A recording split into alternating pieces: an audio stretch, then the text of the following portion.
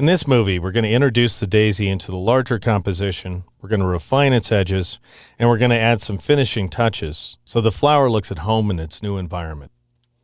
I'm going to switch back to my rectangular marquee tool, which I can get by pressing the M key. And then I'm going to click on the background item here at the bottom of the layers panel, so that when I bring the flower in, it'll appear directly above the background. Now I'll switch back to the mass daisy image, and I'll right-click inside the image window and choose Duplicate Layer, and I'll switch the document to brightly-shining-moon.psd, and I'll click OK. Now I'll switch back to that image, and you can see that the flower is in place. But I want to slightly adjust its positioning, so I'm going to zoom out here, and I'll go up to the Edit menu and choose the Free Transform command. And the reason I'm doing this is not because I want to rotate the flower or scale it or anything like that. What I want to do is reposition it. And Free Transform can be very useful for that purpose because you have numerical coordinate controls. Notice up here in the options bar we have this reference point indicator. Currently it's set to the center, meaning the numerical coordinates are measured from the center point. I'm going to switch it to the upper left corner by clicking in that upper left point right there. And I'm going to click on X to select the X value, and I'm going to change it to negative 150 pixels. Then I'll tab to Y and change it to negative 70 pixels. And then I'll press the Enter key or the Return key on the Mac a couple of times in order to accept that change. And that just happens to be the position where I want the daisy to land. If you zoom in, you might notice we have some slightly rough edges here and there. So it's probably worth cleaning up these edges using Refine Edge.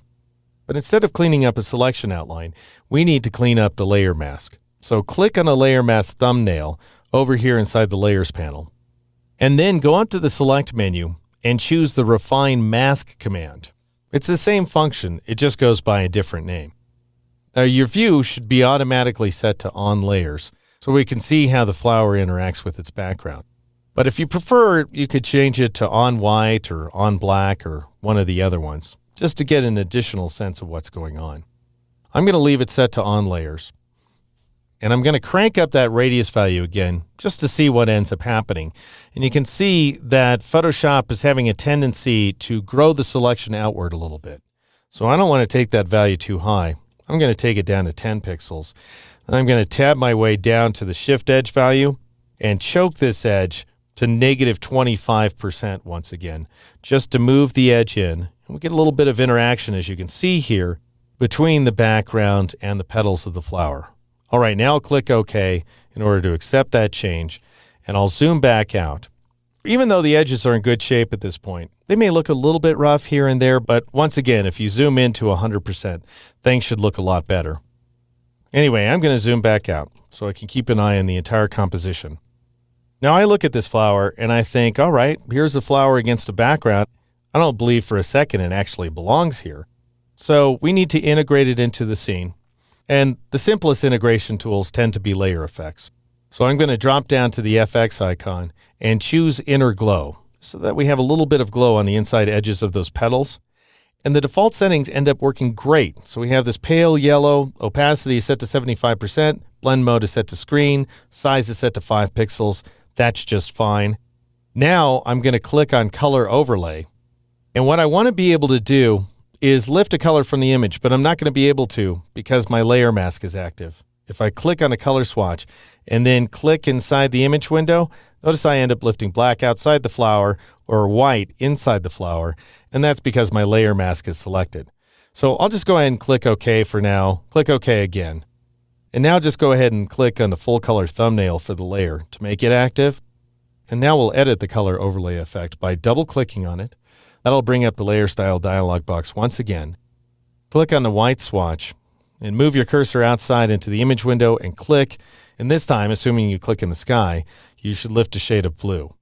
I'm going to raise that hue value to 220 degrees. I'm going to take the saturation value up to 65%, and I'll take the brightness value all the way to 100% and click OK. And then I'm going to change the blend mode so that we have a little bit of interaction between the blue and the flower from normal to overlay, and we end up achieving this effect here. Now I'll click OK. And what we have is an integrated flower, I think. It's awfully bright and cheerful, however. I'd rather have something of a brooding flower in the foreground, and I want it to be a little darker, suggesting that it's not catching the light. So I'm going to add a brightness contrast adjustment layer by pressing and holding the Alt key or the Option key on the Mac, and then clicking on the black white icon at the bottom of the Layers panel and choosing brightness contrast. And I'll go ahead and call this layer Deepen, and again turn on Use Previous Layer to create clipping mask so that we affect just the flower layer and not the background. Now I'll click OK.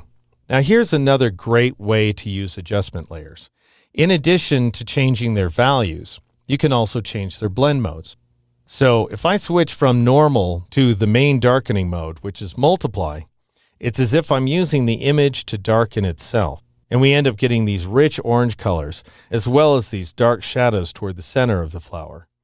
Now I'm going to select the brightness value, and I'm going to dial it down to -25 to darken the flower even further. And now I'll hide the Properties panel because after all, I'm done. So I'll go ahead and press Shift F in order to switch to the full screen mode and zoom in as well. And that's our final, fairly otherworldly composition, thanks to the power of Photoshop's geometric, freeform, and automated selection tools.